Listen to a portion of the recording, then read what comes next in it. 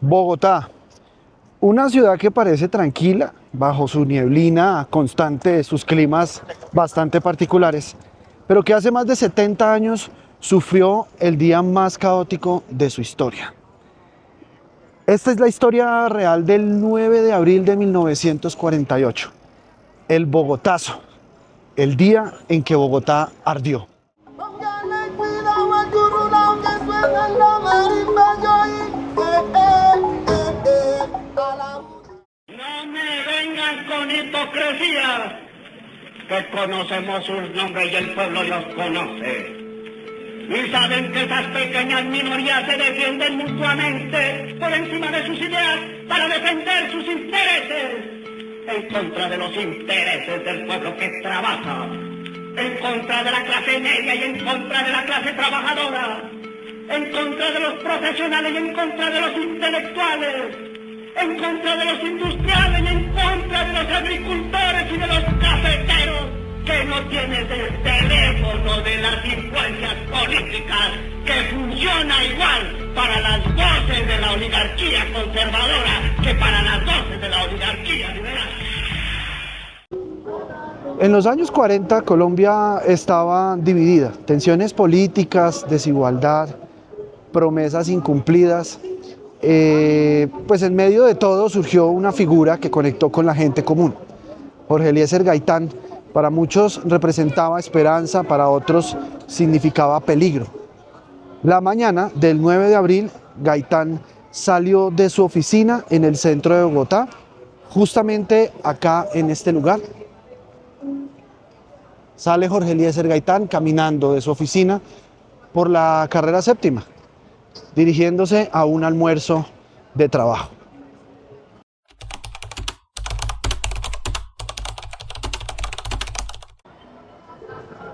En cuestión de segundos, la historia tomó otro rumbo.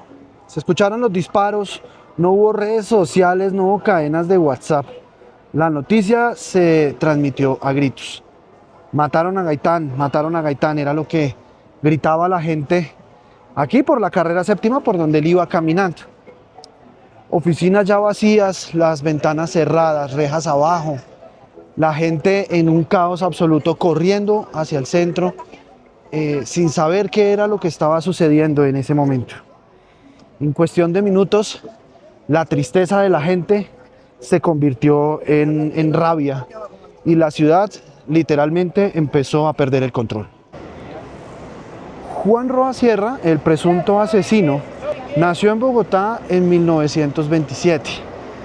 Nace en una familia bastante humilde, en situaciones muy precarias, y en algún punto de su vida, pues todo empieza a cambiar. De él solo se sabe que trabajó en algunas partes como mensajero, como repartidor, pero más allá de eso, nadie conoce el por qué y en qué punto su pensamiento empezó a cambiar. El 9 de abril de 1948, una vez escuchan los disparos, Juan Roa Sierra es capturado por las personas que están a su alrededor. Inmediatamente esas personas hacen justicia por mano propia y deciden lincharlo. Es arrastrado por toda la carrera séptima, por este sitio en donde yo estoy caminando en este momento, y en algún lado Juan Roa Sierra logra escabullirse entre la multitud, meterse en una droguería, en una farmacia que estaba aquí sobre la carrera séptima. En ese momento los simpatizantes lo sacan de la farmacia y finalmente lo asesinan a golpes. Él es arrastrado aquí por la carrera séptima, pero quedan muchas dudas. No saben si él fue manipulado por alguien más, si fue contratado. No sabe quién se benefició de todo esto que sucedió. Tampoco se puede asegurar que él trabajó por voluntad propia. Eso no se sabe. Lo único que se sabe es que el presunto asesino fue acribillado por toda la multitud de ciudadanos aquí en la carrera séptima. La policía no daba abasto. Algunas autoridades pues decidieron entregar armas a todos los simpatizantes gaitanistas y de hecho pues a toda la población civil que estaba pasando por el momento. Otros grupos pues también aprovecharon lo que estaba sucediendo en la ciudad para saquear armerías, entraron a almacenes. De hecho, en ese entonces sí, efectivamente en la ciudad de Bogotá se encontraban las armerías.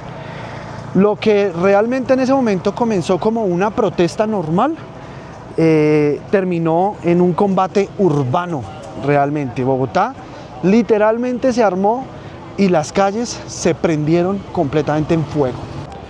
El orgullo de la ciudad, que en ese momento eran los tranvías, modernos, eran silenciosos, conectaban barrios enteros.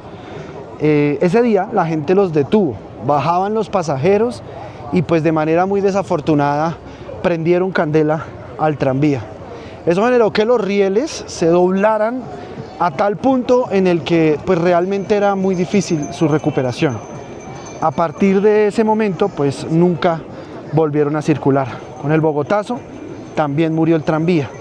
Pero hay que resaltar algo, y es que también en ese día muchas personas se organizaron, habían médicos, enfermeros, otros que no tenían ni idea de medicina, pero que se organizaron en puestos de control para poder atender a todos los heridos que en ese momento estaba dejando ese caos.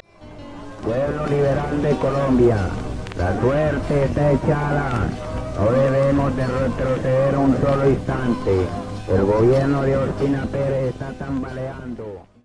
En medio del caos, varios grupos se tomaron también las emisoras. Lo que hacían era pues crear micrófonos improvisados y daban voces exaltadas llamando a levantarse en armas a todas las personas, obviamente por el asesinato de su líder político, y quien en ese entonces era considerado la persona que iba a ayudar a este país. La radio se convirtió en un megáfono del caos. Algunos locutores intentaron pues pedir calma, pero ya era demasiado tarde, ya la gente estaba completamente exaltada y lo único que querían era venganza. Era lo único que se esperaba, venganza.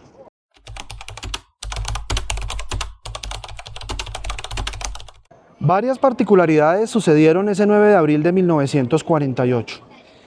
Una de ellas es que entre los jóvenes que presenciaron el Bogotazo estaba un estudiante extranjero de nombre Fidel Castro.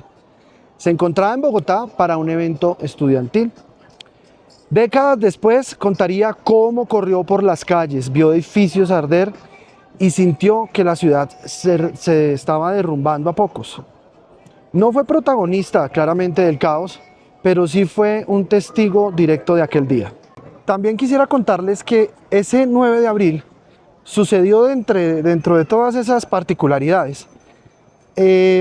Sucedió que aquí, en la iglesia central de la Plaza de Bolívar, justo arriba, en su campanario, había un francotirador ese día. Ese francotirador disparaba a todo lo que se moviera. La gente no sabía, las autoridades no sabían de dónde estaban disparando, pero en algún momento lograron identificarlo. Desde la parte de aquí abajo empezaron a disparar hacia arriba. Ya se dieron cuenta que dejaron de disparar.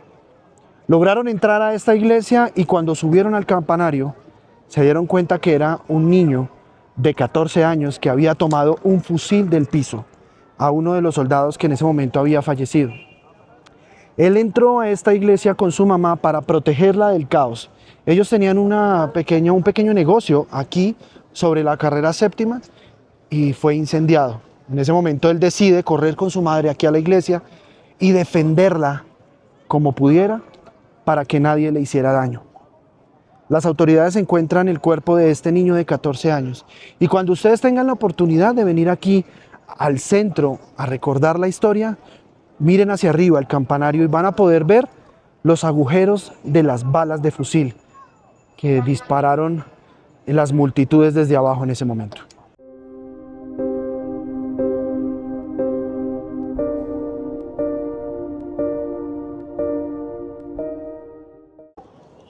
Ese día pues pasaron muchos hechos curiosos, ¿no? Hay varios que me gustaría mencionar y que muy seguramente no todos los conocíamos, ¿no?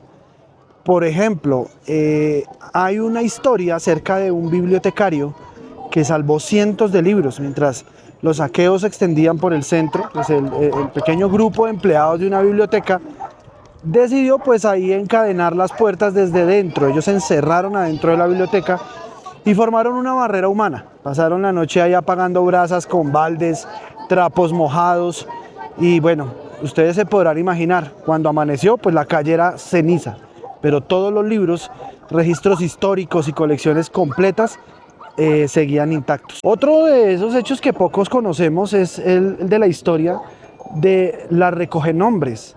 Se le llamó así a una enfermera que se dedicó pues a caminar por todos los alrededores del Hospital San Juan de Dios, anotando en un cuaderno nombres, señas, prendas, los colores de las prendas de los heridos y fallecidos que estaban a los alrededores.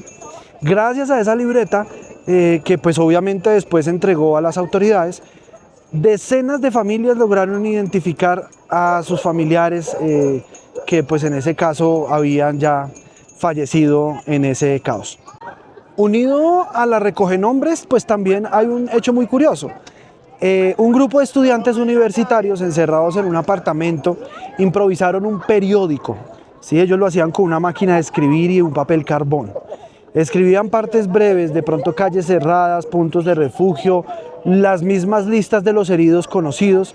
Un mensajero los repartía también en una bicicleta. La verdad era una información bastante importante y muy confiable además en ese momento, pues cuando casi todo era puros rumores. También se vieron historias como de resiliencia, historias también de admirar. Hay una de una maestra que en medio de lo sucedido optó por cerrar las cortinas de las ventanas de su salón de clases, cerrar sus puertas, entregó una tacita de agua a cada uno de sus estudiantes y les dijo, bueno, hoy vamos a aprender a estar juntos. Y duró en ese salón de clases muchos días con los niños allá adentro, dándoles clases y alimentándolos. Eso es digamos que una demostración de que este pueblo está hecho para resistir, para grandes cosas. Como si no fuera suficiente con todas las historias que ya nos han contado acá en el centro de Bogotá, sobresalta una muy especial. Y es que la gente menciona que acá justo detrás mío, en el campanario de la iglesia en donde estuvo el niño refugiado disparando a todo lo que se movía, cuentan las personas que ven la sombra del niño en ocasiones, en horas de la noche, asomarse por ese campanario. Sin dejar de mencionar también que varias gente nos ha dicho que se escucha dentro de la iglesia el llanto de una mujer y las risas de un niño. Seguramente podrá ser este niño que estuvo en el campanario, no lo sabemos, pero eso es lo que relata la historia. Bogotá guarda cicatrices, algunas visibles, otras invisibles. Cada edificio antiguo, cada calle del centro parece recordar aquel día en el que el país perdió el control. Nos deja preguntas que aún resuenan. ¿Qué aprendimos del Bogotazo? ¿Qué tan frágil es realmente la paz de este país? Y sobre todo, algo muy importante, ¿podría volver a repetirse esta historia? Soy Aranguitz. Gracias por caminar conmigo por esta historia. Si quieres que exploremos más episodios ocultos, misteriosos y reales, Bogotá, en Colombia, en donde sea, suscríbete y déjame en tus comentarios. Nos vemos en el próximo viaje. Chao, chao.